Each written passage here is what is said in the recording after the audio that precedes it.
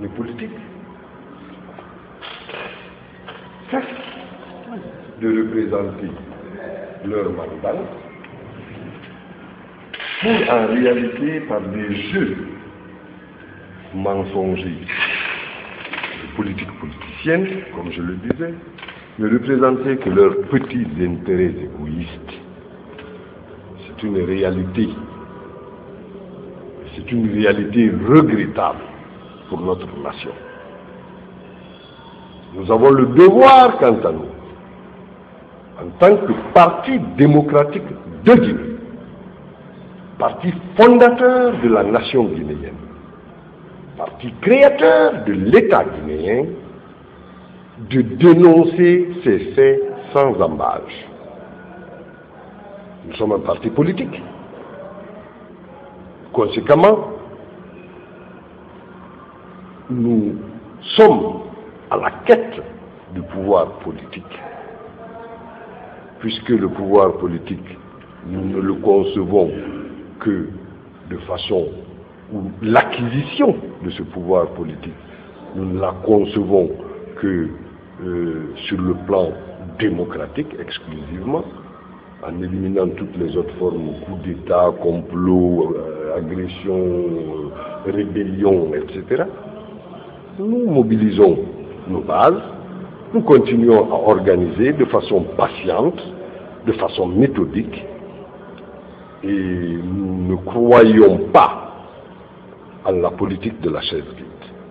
Ce qui fait que nous serons présents à toutes les échéances politiques que le pays aura à connaître. Voilà. Notre pays, surtout la capitale, la Guinée. La crise, elle est globale. Elle a des manifestations diverses. Vous parliez tout à l'heure de l'insécurité. C'est une des manifestations de la crise que nous traversons. Vous avez dit aussi par ailleurs que sous le régime du PDG, c'était des choses qui n'étaient même pas conçues en fiction, à plus forte raison, être réelles. La sécurité était totale. Nous, jeunes, nous sortions 3 heures du matin, 4 heures du matin, dans tous les quartiers de Conakry, sans même penser qu'il y avait un danger. Il n'y avait pas de danger. Mais comme je vous ai dit, la crise est globale. La solution à la crise doit être globale. Une affiche de ce lycée où on a marqué une bière, un peuple. Ça m'a choqué. Aujourd'hui, la référence pour les jeunes, c'est la drogue et la prostitution. Il n'y en avait pas ça avant.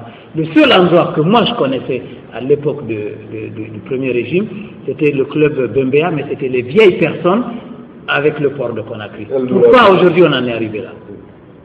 Quel est votre avis? Ça vous choque? Comment peut-on faire pour protéger les jeunes?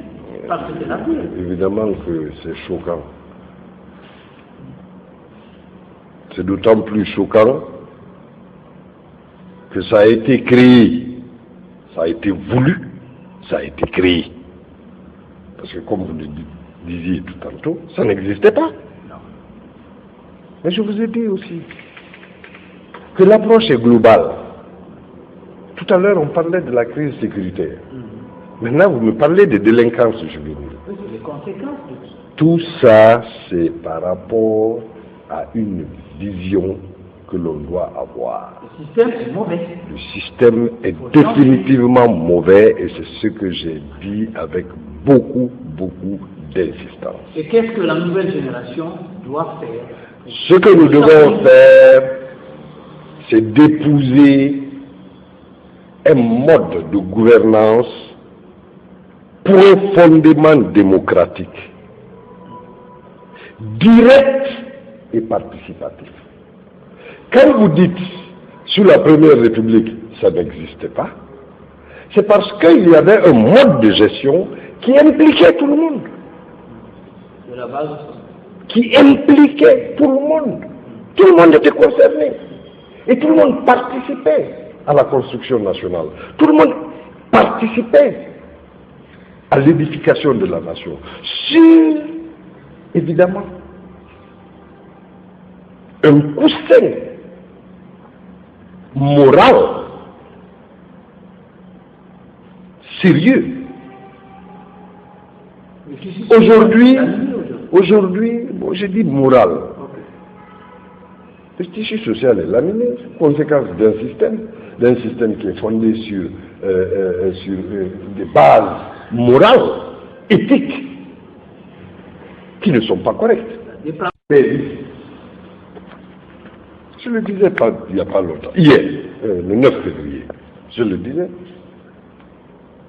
Quand dans un pays vous voyez des gens, on appelle Kikala, on appelle Mao, on appelle Moba, Fori dans nos traditions, qui s'asseyent, oui, mais qui s'asseyent et qui délibérément mentent. Ils savent que ce qu'ils disent n'est pas vrai, mais ils mentent. C'est entretenu. Et les jeunes? Vous avez de l'autre côté des gens aussi qui sont assis et qui les écoutent, qui savent que ce qui est dit est faux, mais qui entendent et qui écoutent, qui s'asseyent et qui écoutent quand même. Sans réagir. Alors, il faut que l'on se prenne en main. Il faut que la société guinéenne retourne sur ses fondamentaux moraux, éthiques, les valeurs de culture et de société qui ont incarné notre société depuis l'aube des temps. Parler de la vraie citoyenneté. Absolument, entre autres. Tout ça rentre dans ce cadre-là, tout ça rentre dans ce contexte-là. Et mettre en place un système qui permette l'expression totale de cette citoyenneté. Donc, le PDG envisage de continuer son combat de sensibilisation, d'action politique, d'éducation et de transformation donc de la société par rapport à cela. Donc le changement, je dis bien d'action politique aussi. Oui, on est d'accord, vous êtes un parti politique. Donc le changement, c'est un changement de mentalité. Ah, non, c'est sûr. Le problème de la Guinée aujourd'hui est plutôt culturel. Fondamentalement,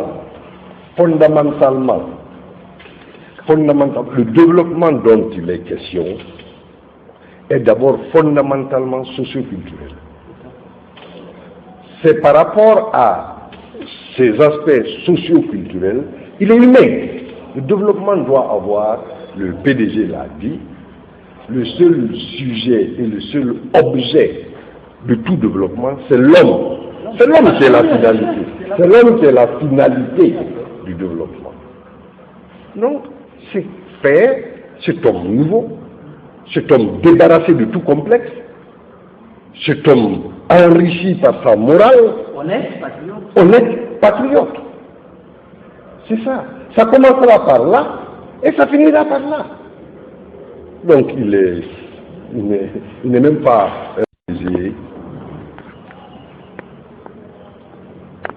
invariable. Nous nous battons pour la dignité de l'homme guinéen. Nous ne concevons pas notre dignité dans un État non souverain, non indépendant. Je dis non souverain, totalement souverain, non indépendant, totalement indépendant. L'indépendance et la souveraineté totale ne peuvent s'acquérir et se maintenir sur tous les plans, politiques, économiques, socioculturels, que si nous faisons preuve de responsabilité. Donc, indépendance dans la dépendance, parce qu'on est dans la globalisation. Ça, il faut que nous allions à défendre nos intérêts. Mais cela va sans dire. Okay. L'indépendance, la souveraineté n'est pas antinomique de coopération internationale. On est d'accord. On l'a toujours eu, cette coopération internationale.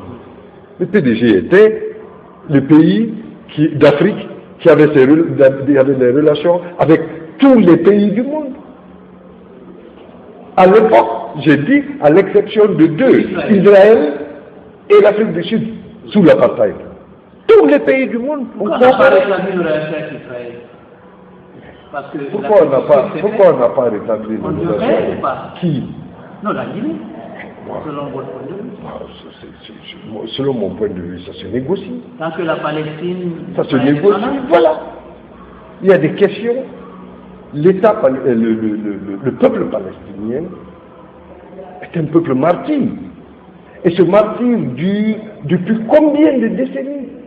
Aujourd'hui, quand on annonce à la radio, il y a eu 3 Palestiniens de mort, il y a eu 10 Palestiniens de mort. C'est tellement devenu banal, c'est devenu un fait quotidien. C'est-à-dire, on entend toujours, il y a eu 4 aujourd'hui qui sont morts, il y a eu 5 aujourd'hui qui sont morts, la répression a fait ceci, alors, on est en train de construire sur toute leur terre, on est en train de... C'est ça la réalité du peuple palestinien.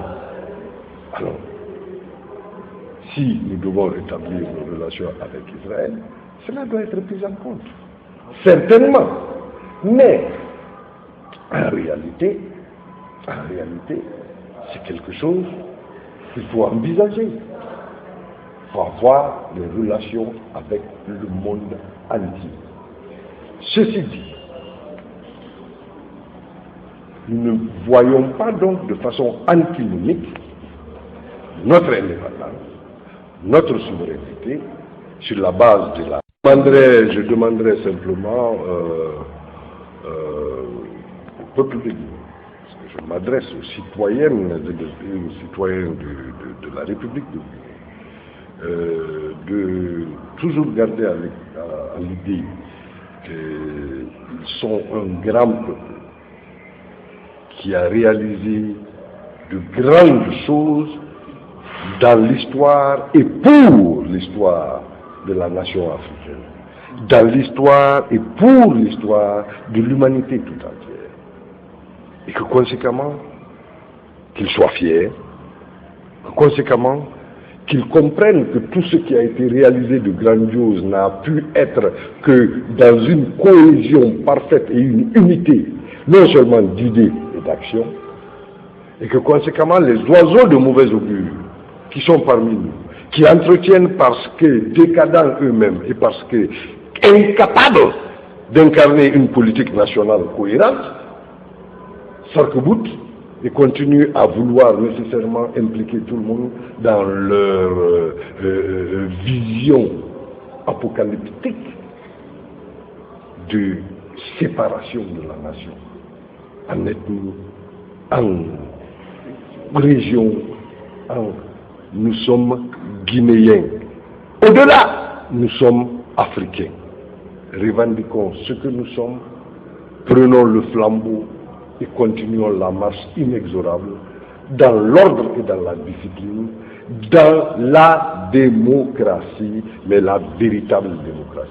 Imposons, on peut le faire, on doit le faire, imposons que en Guinée, la démocratie soit effective et non apparente et superficielle.